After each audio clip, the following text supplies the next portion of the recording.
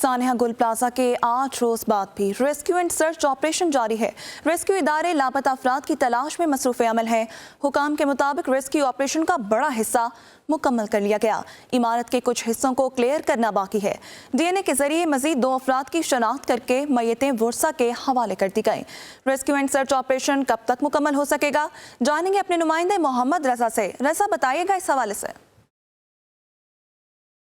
जी बिल्कुल, अब तक कोई टाइम फ्रेम तो नहीं दिया गया। अलबत्ता जो इमदादी सरगर्मियाँ हैं वो तेज़ी से जारी हैं और मज़ीद मशीनरी उसके ज़रिए जो है मलबा हटाया जा रहा है। कई घंटे गुजर गए लेकिन अब तक किसी किस्म के इंसानी बाक़ियात ताहाल यहाँ से नहीं निकाले जा सके हैं। इस वक्त हमारे साथ रेस्क्यू 1112 के से आबिद जलाल साहब मौजूद हैं, उनसे ताज़ा तरीन मालूमात हासिल करते हैं। आप ये बताइएगा सर, कोई टाइम फ्रेम है कब तक ये ऑपरेशन मुकम्मल कर लिया जाएगा या कोई इंसानी बाक़ियात अब तक कोई मिल सके हैं?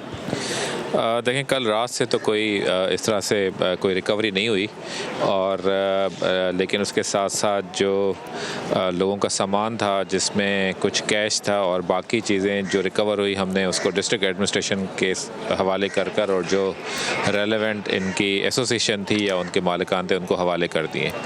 तो कंटिन्यूस सर्च का अमल जारी है। बाकी हैवी मशीनरी आप देख रहे हैं काम कर रही है, यहाँ पर साइट पे नॉन स्टॉप मशीनरी काम कर रही है और जैसे जैसे सर्च होता है उस टाइम पे हम इसको थोड़ा सा होल्ड करवाते हैं क्योंकि बिल्डिंग का स्ट्रक्चर काफ़ी वीक है। तो हमें अपने जो लोगों के जो सर्च कर रहे हैं उनकी भी सेफ्टी सिक्योरिटी को भी देखना होता है। इसके साथ साथ जहाँ तक टाइम फ्रेम का जो आप बात कर रहे हैं तो वो हमारी तो जो कोशिश यही है कि जल्द अज जल्द इस बिल्डिंग को क्लियर करें।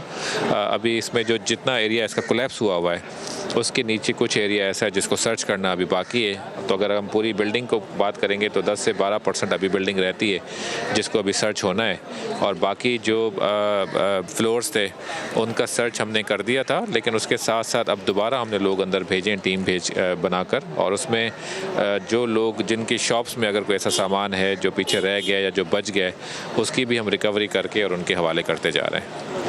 बिल्कुल, ये थे आबिद साहब जो मुख्तलिफ जो रेस्क्यू ऑपरेशन है और उसके हवाले से आगाह कर रहे थे। दूसरी जानिब इस वाक़े का मुकदमा भी दर्ज किया गया है। गफलत और लापरवाही की दफ़ात के तहत ये मुकदमात दर्ज किए गए हैं। वक्तन फ़वक्तन ताजिर बरादरी और दीगर सियासी शख्सियात वो भी यहाँ का विज़िट कर रही हैं और टेक्निकल टीम भी जो है वो शवाहिद इकट्ठे कर रही हैं। जी ठीक है, मोहम्मद रजा हमें बराह रास्त आगाह कर रहे थे। भी आगाह करने के लिए